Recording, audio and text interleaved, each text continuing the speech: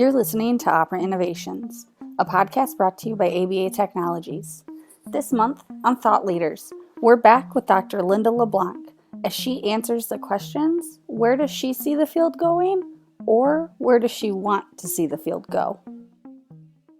I mean, that kind of goes into where we're going next, is the big loaded question that I've had to add, that slash in between of where do you see the field going and or where do you want the field to go? Well, that's a big question. Big question. That's a loaded question. I will answer it based on my many hats. One of which is currently as Java editor, which is a temporary hat that gets passed along to the next amazing leader in our field. Another is, as a senior behavior analyst in the field, and another is as a citizen of a pretty global world today. As a citizen of that global world, I really do hope that the field of behavior analysis and behavioral psychology continues to find ways to positively influence other domains and other disciplines. And I think the way that we do that is to make sure that we really teach people about not only the power of dissemination and influence, but the skills to be able to thrive and be happy in non-behavior analytic environments. When I started in this field, like the notion that you were going to be a professor in a behavior analytic program was like, yeah, there's 10 people have that job and they ain't giving them up.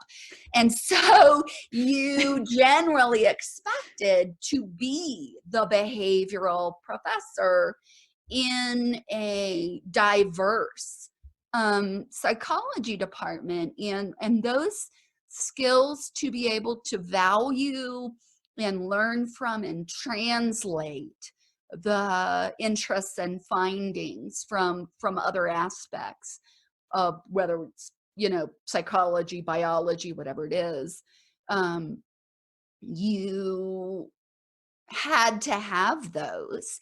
And I think they are important, really important skills. And I think that I hope our field continues or maybe re-accepts the responsibility to teach our graduate students not only establish the values of respect for other disciplines and other theoretical orientations, that those folks are as convinced of their rightness as we are, which doesn't make either one of us right. It just makes us convinced. But also the skills to be able to interact collegially and responsibly and responsively with those other disciplines, so that we do have that influence on all the other aspects of the world, whether it's on the TSA organization, aspects of the federal government. I for a long time tried to convince people interested in behavioral gerontology, like, don't go get your PhD, get your master's degree in behavior analysis, and then go get a degree in nursing home administration. Because that is how you change the environments of all the older adults that are kind of served within those communities. So I do, as a citizen, hope that we continue to pursue that outreach and dissemination and blend into the wallpaper, become the fabric of effective society to the greatest extent that we can. As a second hat of a person who has spent a life committed, or at least a career committed to enhancing the lives of people with various kinds of disabilities and special needs, I absolutely hope that that continues. You know, that's been the mission and purpose for me in all of my endeavors, is that there aren't people who know they need us or know they need something who have no options. And I think in terms of how the field is evolving, we're in a crazy time right now. There are more of us than there have ever been. And certainly more organizations than there have ever been. But there is still this desperate need in underserved communities. And that kind of breaks my heart.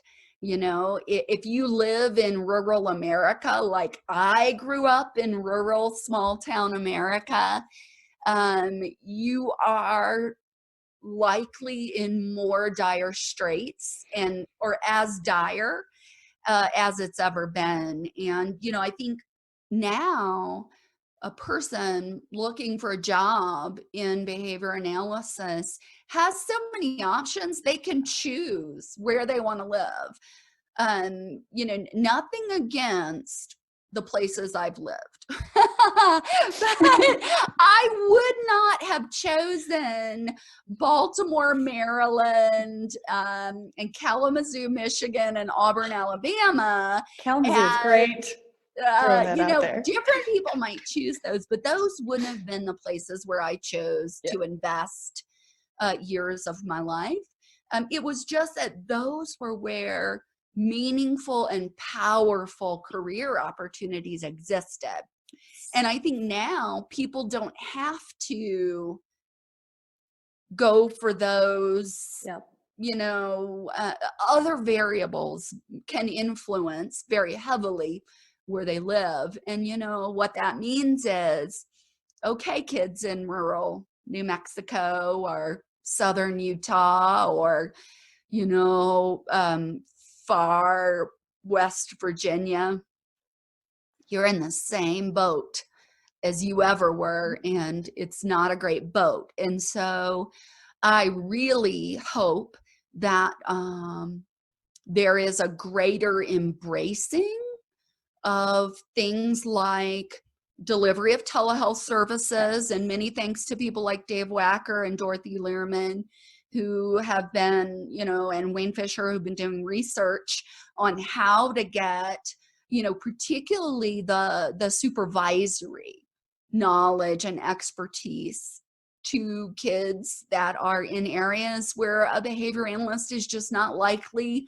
to want to move. But I also, what I would love to see, I don't know how we're going to do this, but would be some version of a, you know, what Teach for America, where as a behavior analyst, your first 2 years out of school, if you commit to go to an underserved community, you get maybe some student loan forgiveness or what have you. We actually developed a program, or continued to develop a program that Jim Johnston had set up at Auburn. You know, it does mean that our least experienced professionals are in those underserved communities, but that's okay. As long as we're doing a good job training them out of the gate. I'd love to see something like that happen. And I do think that those kinds of programs help to establish the mission of, it's not just about you and where you want to have that job. It's about building your community and experiencing new things, and giving, right, and really being part of that, being a citizen as well as a professional, and recognizing that the career is a long stretch. and that it's okay to give a couple of years of that to exploring new things. So those are some of the places. Let me let you respond to those, and then I'll put my Java hat on. Awesome.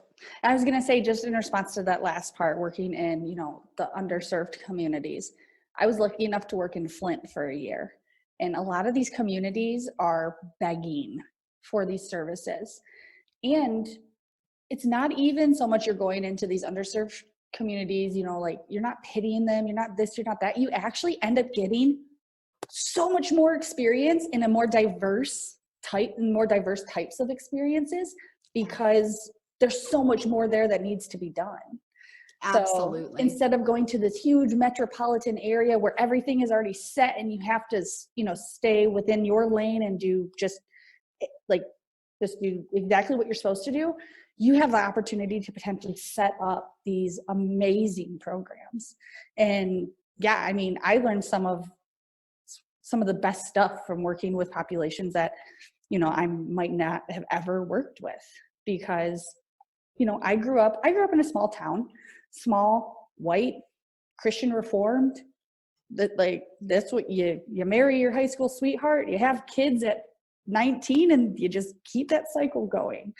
And I always knew I didn't want to stay here. And I knew I wanted to get out there. And so when my parents heard I was moving to Detroit, my mom was like, "You're what?" And it's still a thing even to this day. And honestly, Detroit's one of my favorite cities ever.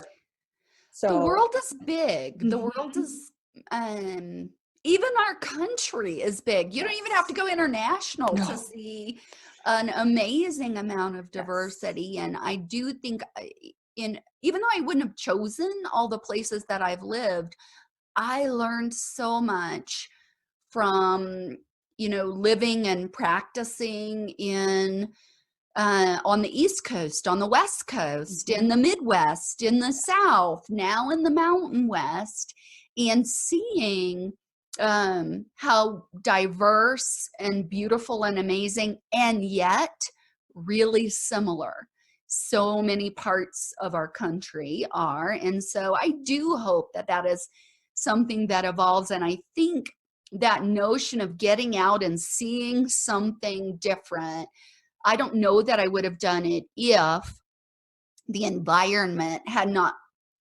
placed constraints on me such that I needed to in order to have career options. I do think there's so many, people behave as a function of, their environment and what's available to them. I bet I just knocked your socks off with that revelation, but I think we have to think about it that way. Yes. Right now, there are strong and immediate contingencies and higher salaries to do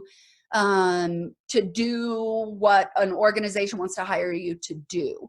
And unless we create some infrastructure and will for there to be other options, nobody's going to think, well, how do I arrange that someone will pay me student loan forgiveness by moving to rural Nebraska or what have you? Right.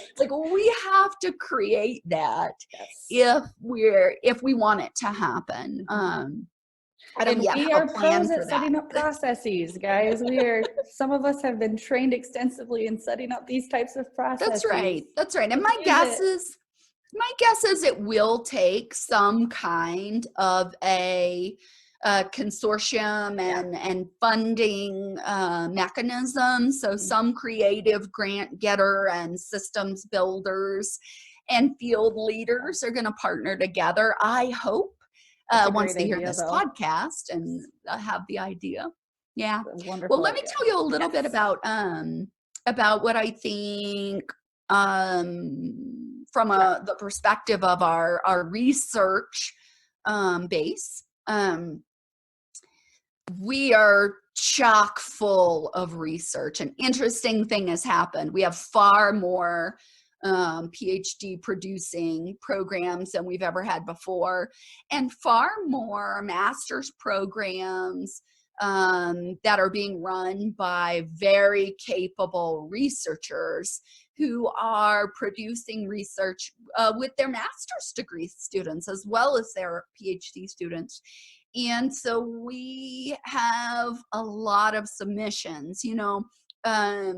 There was a point at which JABA really was one of the only behavioral journals. It was also behavioral interventions, and there were disabilities journals. But now there are several other flourishing behavioral journals, and JABA's still getting a ton of submissions. I mean, a ton of them. Lots of good work coming in. And if you've seen the recent issue of JABA, you can see a lot of it is being published, is being done. So we are healthy with respect to the volume of research that's being published. I do still see that, and I think this happens in any field, where certain areas of research become somewhat trendy, and we really see the research move in that direction full force, where we study, and maybe even overstudy some areas and have a relative understudy of other areas.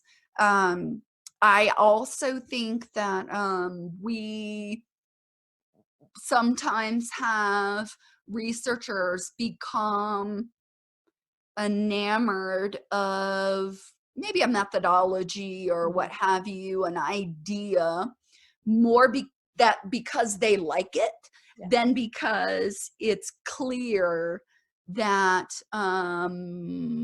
powerful good is done in the world, either for our scientific community or our, client consumer community. So I think some of that happens, and I think it's one of the reasons why I wrote my recent editorial on the power of big ideas, because I think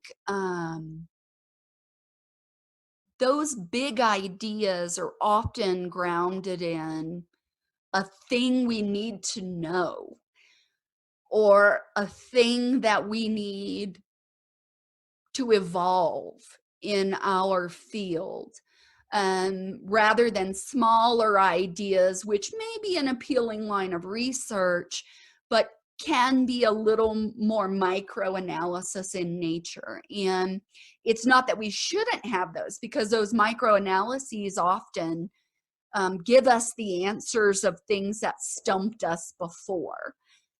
But also having those big idea papers that can shape how we think and our ability to zoom out, so to speak, and see that, global impact of our field, and the evolution of multiple lines of research and how they connect in order to tie to something meaningful for society and our scientific community.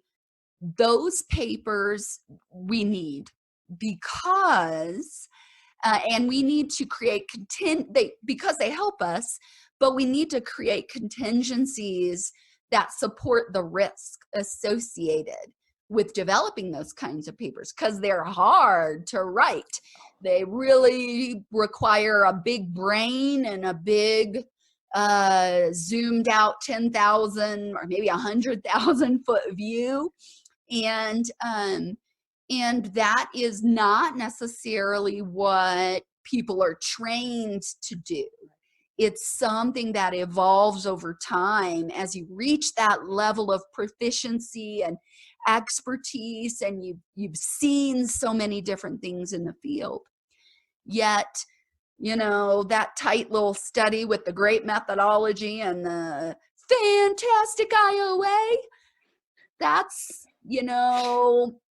easier to do and to write up, and maybe less putting your heart on the line, so to speak, when you write that paper and submit it. And so I do think that in terms of where our field is going, it is a function of the contingencies that are shaping our field right now. And so part of what I mentioned about us needing to have behavior analysts operate as citizens, we have to teach them to do so and establish it as powerfully reinforcing to do so, which means professors talking about how awesome that is. Similarly, those kinds of like, let's get people out into underserved communities. We have to create contingencies and value for doing that instead of other things. And similarly, if we want big idea papers, if we want something a little riskier and edgier and bigger picture, if we want people arguing about how higher education in behavior analysis needs to change, we have to create a community that will say, I can be a listener. The bar is still high because it's Java, but I can be a listener that will give you a shot. SD reinforcement is available as long as the behavior is the right one. And so I think that it's looking good out there. We have lots of opportunity to evolve the field in the right direction. And I never buy the explanation that the field's evolving somehow independent of our behavior. It may be evolving due to the contingencies that people besides us are putting into place. But the right response to that is, I'm going to bring my own contingencies and my own MOs and my own SDs and maybe foster some positive evolution in a way that's consistent with my values. Yeah, and I love that. And I love that you brought it from, a few of your different hats that you wear, because, and a lot of what you're saying, has been said before too by a few of the other interviews that we've had on here. And you're right, it's the contingencies. We're behavior analysts. We've been taught this, or should have been taught this. But it's one of those things that, we have this power to create these different environments with these different contingencies. And, hey, we got to try it, because you might be set in where you're at and doing really well, and it's going to be scary to deviate from that and start this whole new thing potentially that could fail. Yes. But we have to keep trying. Yeah. So that's exactly right. We could quote Skinner on failing and trying, but the reason people keep trying is when it is clear there will be reinforcement available, it may take significantly more lever presses. But, as long as it's clear that it's a lean schedule rather than extinction, we ought to get some behavior, as long as, there are some other MOs. There are some relevant motivating operations. Yeah. And I'm excited to see where the field's going, especially in this time of, podcasts and YouTube and this and that. And so many more people are exposed to so many different aspects of behavior analysis and where it can go and what it can do. And I know, you and I talked off of this about kind of my stuff, and it was so cool to hear how you responded to me, and you're like, no, that's great. Go somewhere else. So it makes, you know what I mean? It always reassures me that I'm like, okay, I'm not going crazy here. So no, that's wonderful. Well, and I think it speaks to the value of having professional network connections with people who are in a position to mentor. Theoretically, anyone's in a position to mentor, but it's correlational, not causational, but the longer you've been around, often the more you've seen and the more your perspective has evolved, and perhaps the more observations you've made about conditions associated with success or failure.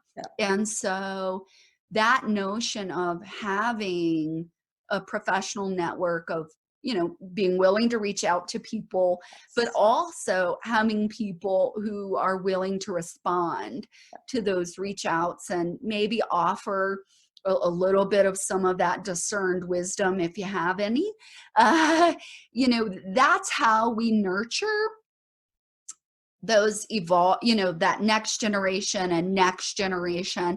And it's also how we establish nurturing of the next generation as a valuable thing, and explicitly doing that and talking about, it was powerfully influential to have a mentor who established for me, you might like working with little kids directly more, but think about the good you can do by teaching others and nurturing others and helping them build their career.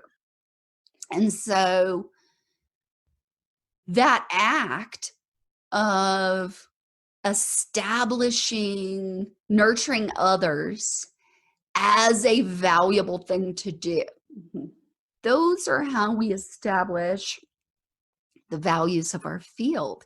You said we could look back at Skinner. Yes. Part of how he operated was according to those values of making the world a better place, perhaps moving towards more functional, certainly Sidman, advocating moving away from coercive practices and environments and doing more with teaching and reinforcement. And, we need emissaries who are advocating to our generations who are coming out with a practice credential.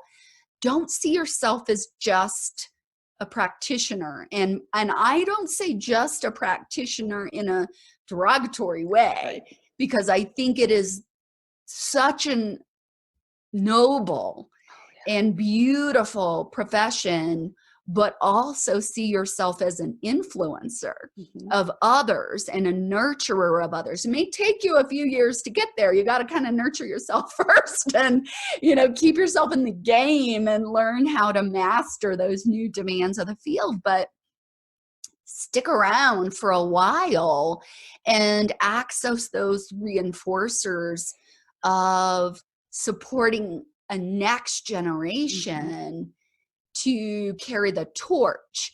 And I really do, that's been a powerful reinforcer for me.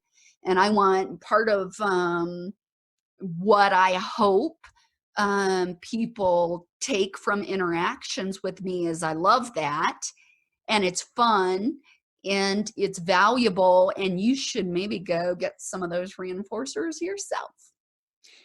Yeah, and it's great. I mean, I'm supervising students right now, and I absolutely love it. And it's so cool to see some of them. A couple of my current supervisees are getting their dual ABA, OBM, and their NBA masters. And then the other one is she's going straight back into education administration, because she's like, no, we need to hit the admins. And so or nursing home administration. Let me beat that drum one more time. If you want to be a behavioral gerontologist, go run the show where older people are. Yeah, and one of my students right now, he has an internship at NASA at Langley. He's going to work for Amazon after this, and it's just like, these are not jobs that behavior analysts would necessarily look at. But if it's something that interests you, there is an opportunity for it. And I'm so excited for some of my new students to come in. One is she works with gender roles, gender identity, sexual orientation, diversity trainings. And I'm like, that's so cool. Like, think of all the different kinds of policies that could come from that. And it's so cool to be able to, like you said, nurture this new generation coming in. And I'm like, yeah, that might not necessarily be my main area of focus or what I'm good at, but you're going to teach me just as much as I'm going to teach you. Yes. Because I love learning, and I like you said, I love challenging myself as well, because I just like to be this little succubus of information. Just keep it coming. So, I mean, do you have anything else that you want to make sure to tell everyone? I don't think so. Okay. Yeah, I think just like go out, Todd Risley said, do good and take data. And I would say keep doing good and taking data Yes. and try to build that career longevity and sustainability, and wish everybody happiness and continued growth and learning. Well, thank you so much for agreeing to be on the podcast. And just reiterate this, everybody, don't be afraid to reach out if you have questions or comments or feedback. Thank you, Shauna. Thank you for listening to Operant Innovations. And as always, if you have questions, comments, or feedback, please feel free to reach out to us at operantinnovations@abatechnologies.com.